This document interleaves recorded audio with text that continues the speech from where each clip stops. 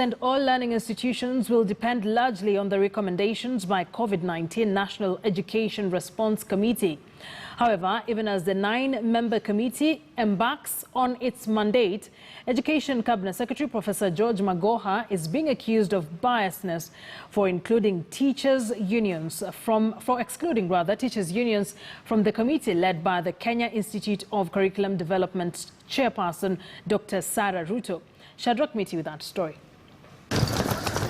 On the 15th of March, learning institutions became the first casualties of stringent measures put in place to tame the spread of COVID-19, with the government ordering their closure.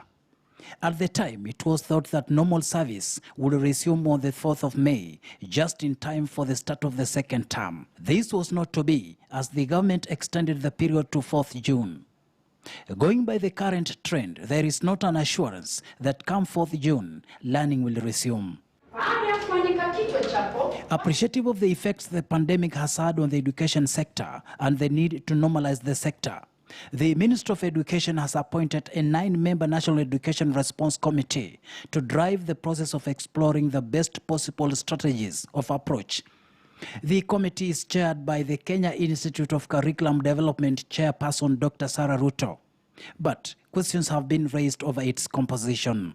Exclusion of NAT in the Curriculum Review Task Force, chaired by Professor Fatuma Chege, and COVID-19 National Education Response Committee, chaired by Dr. Sarah Ruto, by the Cabinet Secretary, Professor Magoha, contravenes international conventions, treaties, protocols, and agreements as outlined within the International Labour Organization and UNESCO.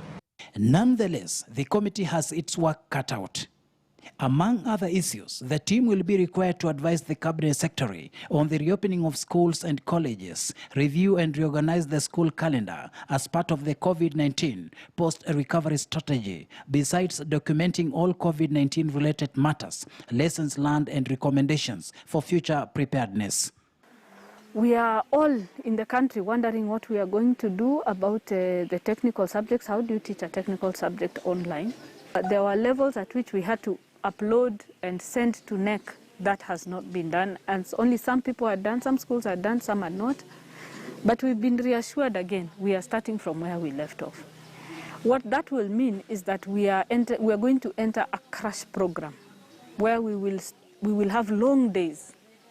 Of great importance for the committee, however, will be the requirement that it advises the Cabinet Secretary on the impact of the COVID-19 pandemic on the demand for education by poor households and suggest mitigative measures.